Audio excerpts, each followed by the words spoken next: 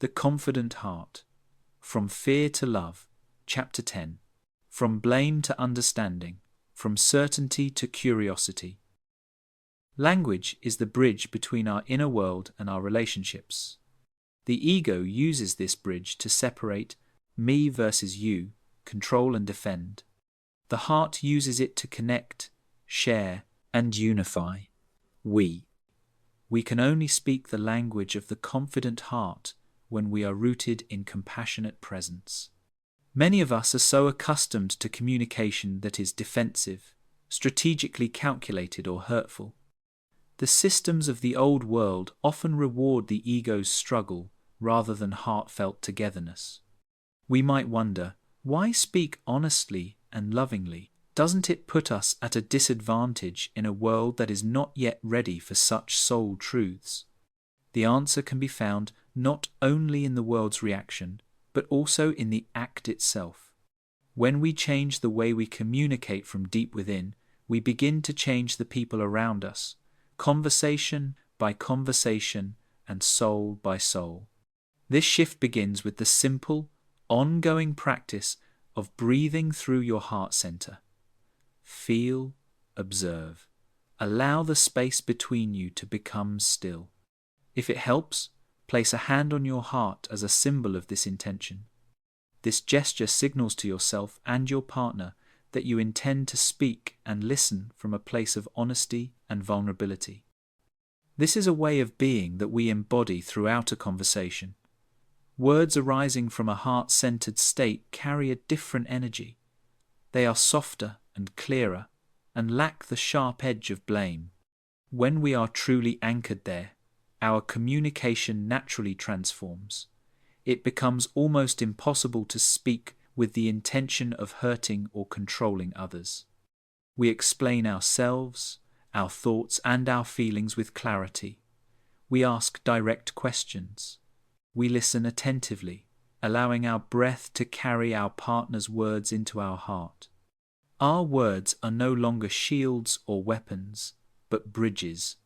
This may sound simple in theory, but in practice, it requires a deep and often uncomfortable courage. The greatest barrier to speaking the language of the heart is not a lack of technique, but our ego's fierce resistance to being honest with ourselves. Before we can openly share with one another, we must first acknowledge our inner truth. This is where the inner protector often stages its final, most subtle resistance. It may try to rationalize our feelings, minimize our needs, or bury them under a wave of numbness in order to maintain the integrity of the fortress walls.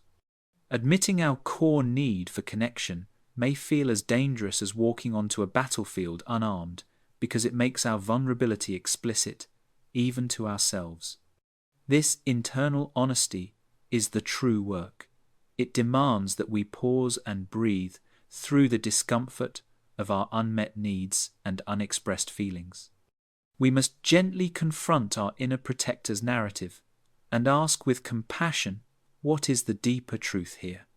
When we do this, we discover that our initial ego-driven reaction, often anger or withdrawal, is usually a secondary layer, protecting a more vulnerable primary feeling.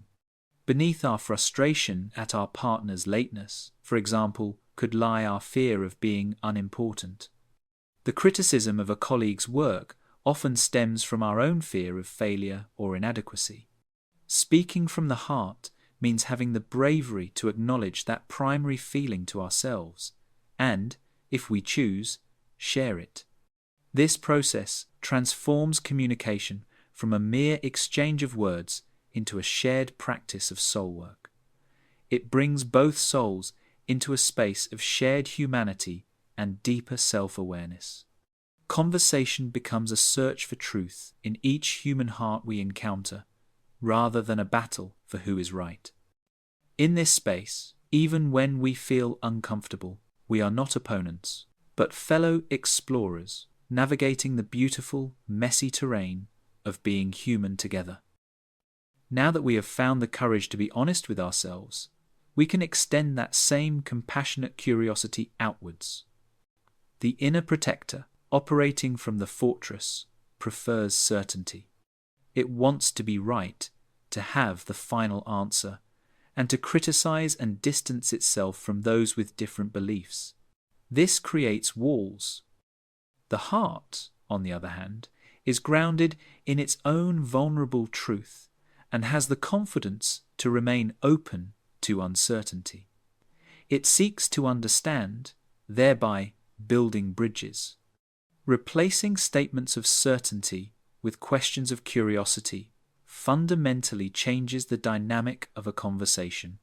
This is not about abandoning our own truth, but about holding it gently enough to leave room for someone else's.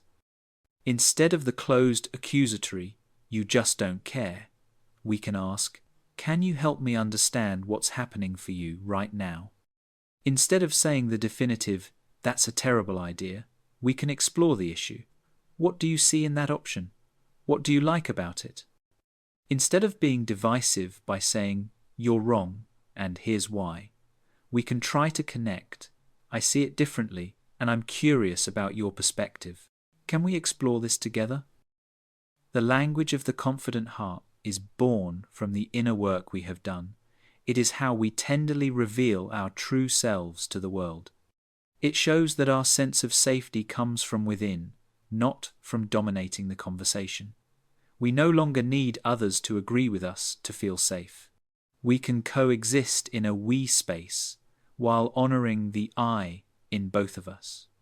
In this space, conflicts become opportunities for deeper connection, and every conversation becomes an opportunity to actively weave a new reality based on mutual respect, vulnerability, and trust, one curious question at a time. With each word we speak, we can choose to live from the heart,